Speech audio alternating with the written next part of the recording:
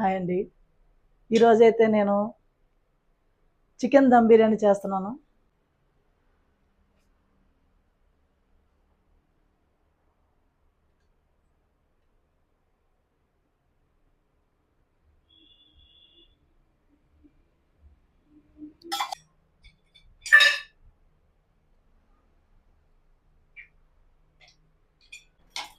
దానికోసం ముందు కొద్దిగా ఆయిల్ అయితే వేసుకున్నా.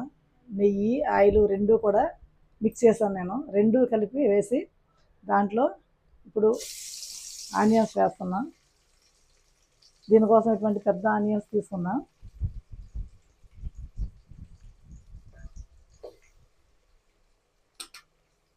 ఒక 5 పచ్చిమిర్చి. ఆల్రెడీ చికెన్ మ్యారినేట్ చేసి పెట్టా, 1/2 కేజీ.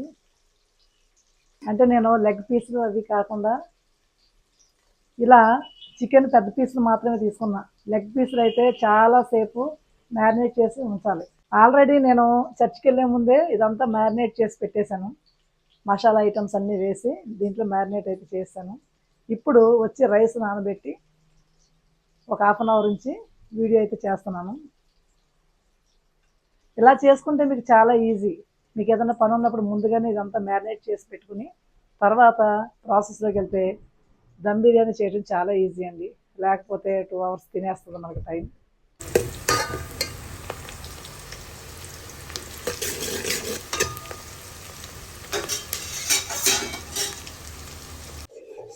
ఈ ఆనియన్స్ బాగా ఫ్రై అయిపోవాలి. రైస్ ఒక 1/2 కేజీ ఉంటుంది. 1/2 కేజీ చికెన్కి 1/2 కేజీ రైస్ చర్చ నుంచి రాగానే నానబెట్టేసాను.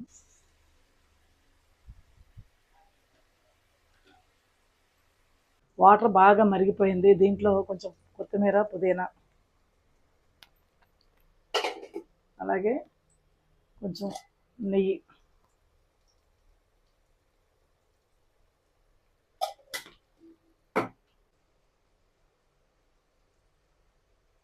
అల్లం వెల్లుల్లి పేస్ట్. చూసారు ఎంత ఫ్రెష్గా ఉందో.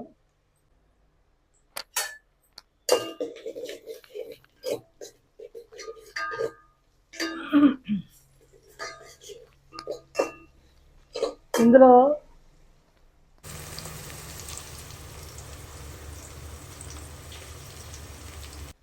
పలావ్ కావాల్సిన ప్రతిదీ వేసాను. అలాగే బిర్యానీ మసాలా, చికెన్ మసాలా, మిరియాల పొడి మొత్తం వేసి చక్కగా మ్యారినేట్ చేసిన దాని చికెన్ని దీంట్లో వేసేయటమే. బాగా మ్యారినేట్ అయ్యింది. దీన్ని ఇందులో వేసేద్దాం.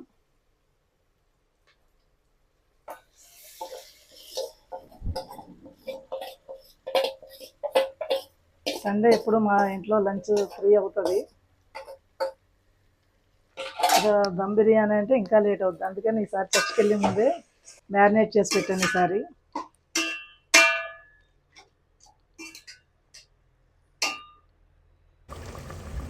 చూడండి.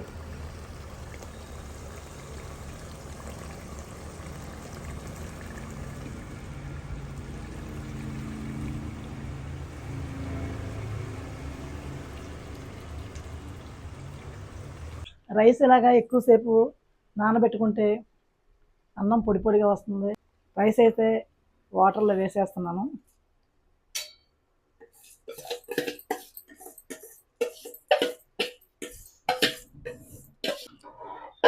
ఇప్పుడు దీంట్లోకి సాల్ట్,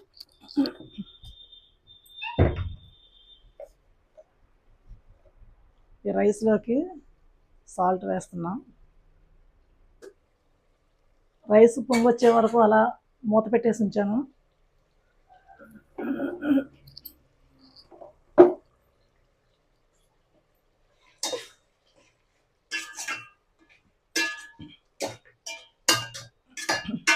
బిర్యానీ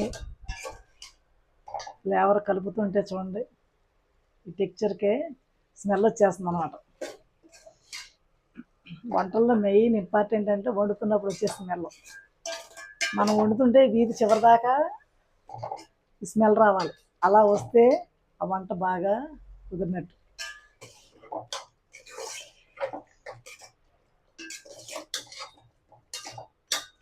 రోజు మీరు చెప్పాలంటే ఈసారి త్వరగా వంట అయినట్టే. ఇది కుక్ అవ్వటానికి దాదాపు ఒక 10 మినిట్స్ అయితే పడుతుంది. ఈ లోపల రైస్ కూడా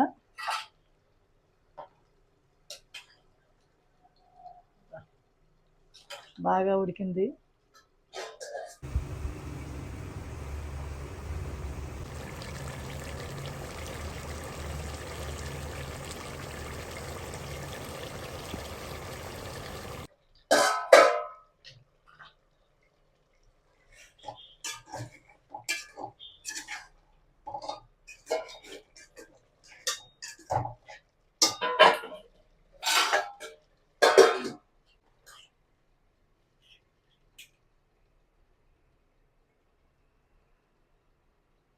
చూడండి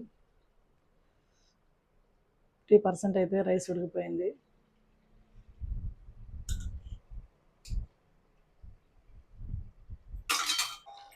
ఇప్పుడు ఈ కొత్తిమీరని పుదీనాని ఇందులో వేస్తున్నాం.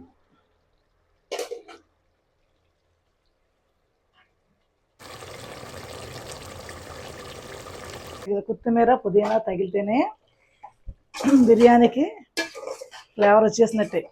ఈ రెండు ఈ చికెన్ పీసెస్లో పెడితే ఆ ఫ్లేవర్ ఆటోమేటిక్గా వచ్చేస్తుంది. రైస్ అయితే బాగా కుక్ అవుతుంది.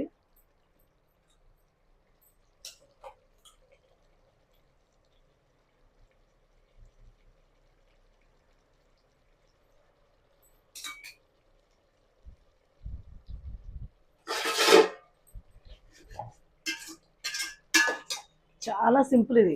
మనం ఏదో చాలా కష్టం ఇది అనుకుంటాం, కానీ ముందే దీన్ని ప్రిపరేషన్ ముందే చేసుకుని ఉంచుకుంటే ఒకేసారి అంతా శ్రమ పడకుండా ఉంటుంది. అలాగే పీసెస్ కూడా బాగా ఉప్పు కారము మసాలాలన్నీ బాగా పడతాయి. ఈ విధంగా ఈసారి మీరు ట్రై చేయండి. ఈసారి ఎప్పుడైనా సరే మీరు ఈ విధంగా ట్రై చేయండి.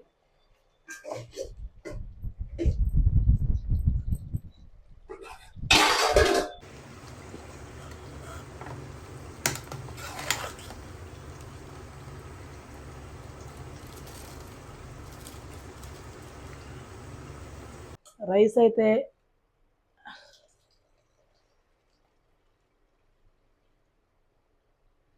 చూడండి ఎంత బాగా కుక్ అయిందో.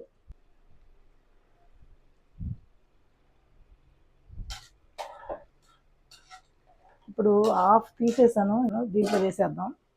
చూడండి ఎంత బాగుందో ఫ్లేవర్.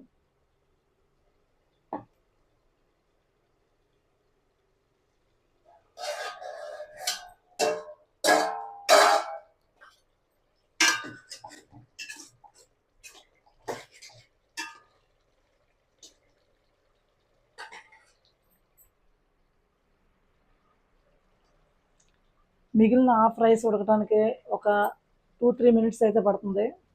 ఈ లోపల చికెన్ కూడా అయిపోవస్తుంది, దగ్గరికి అవుతుంది.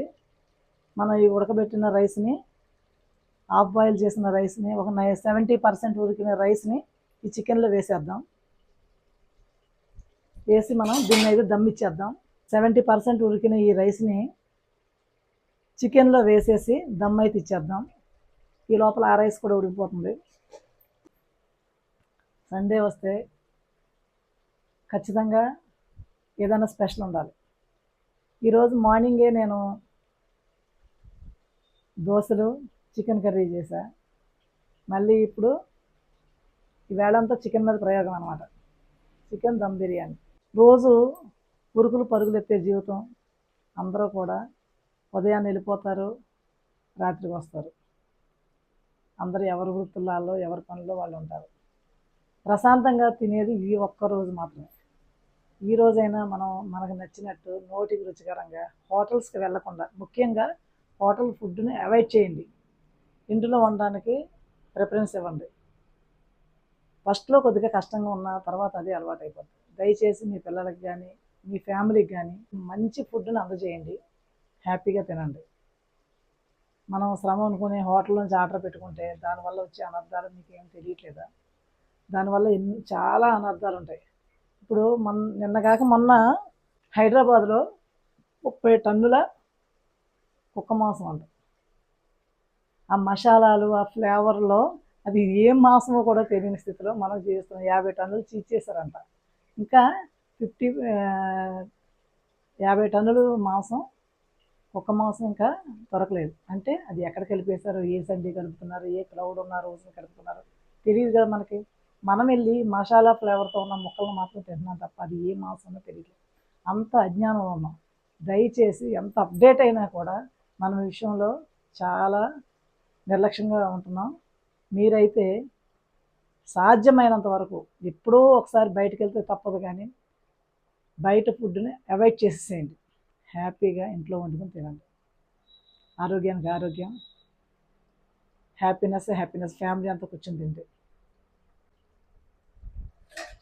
ఇప్పుడైతే నేను దీన్ని ఇందులో వేసేస్తున్నా.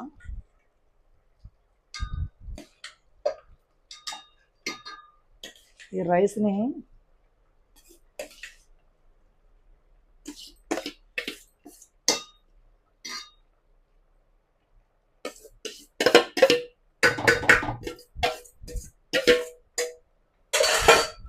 ఈ రైస్ కూడా ఉడికిపోయింది బాగా.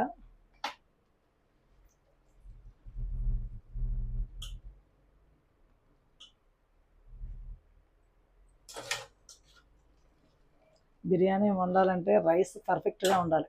రైస్ని పర్ఫెక్ట్గా కుక్ చేయకపోతే అన్నం మొత్తం పాడైపోతుంది.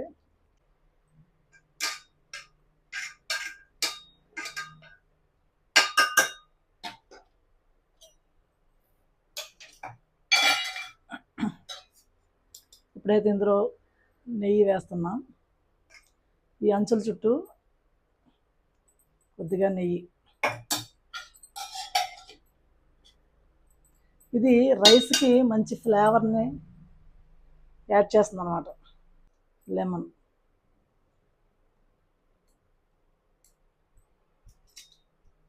నేనైతే ఇందులో ఏ ఫుడ్ కలర్ యూజ్ చేయట్లేదండి. సాధ్యమైనంత వరకు ఫుడ్ కలర్ అవాయిడ్ చేయటమే మంచిది. నేను చాలా ఇంపార్టెంట్ అయితేనే తప్ప ఫుడ్ కలర్ని అసలు యూజ్ చేయను. అలా ఫుడ్ కలర్ యూజ్ చేయకుండా ఉంటేనే ఇంటికి బయటికి డిఫరెన్స్ కూడా తెలుస్తుంది. ఓన్లీ మూత పెట్టాను. జస్ట్ ఒక 10 మినిట్స్ నుంచి 10 మినిట్స్ తర్వాత కట్టేసి ఒక హాఫ్ అన్ అవర్ లేదా ఒక 20 మినిట్స్ తర్వాత మనం బిర్యానీ అయితే ఎంజాయ్ చేయొచ్చు. హ్యాపీగా ఎంజాయ్ చేయొచ్చు. ఎటువంటి ప్రిజర్వేటివ్స్ లేవు, అలాగే ఫుడ్ కలర్స్ లేదు, అలాగే నిల్వ ఉన్న ఐటమ్స్ ఏమీ లేవు. అప్పటికప్పుడు ప్రిపేర్ చేసిన ఫుడ్ అండి ఇది. చక్కగా తినొచ్చు. దయచేసి హోటల్ ఫుడ్ని అవాయిడ్ చేయండి. సాధ్యమైనంత వరకు మీ ఫ్యామిలీని హెల్తీగా ఉంచండి. Thank you so much. అలాగే నా వంట నచ్చినట్లయితే తప్పకుండా లైక్ చేయండి, షేర్ చేయండి.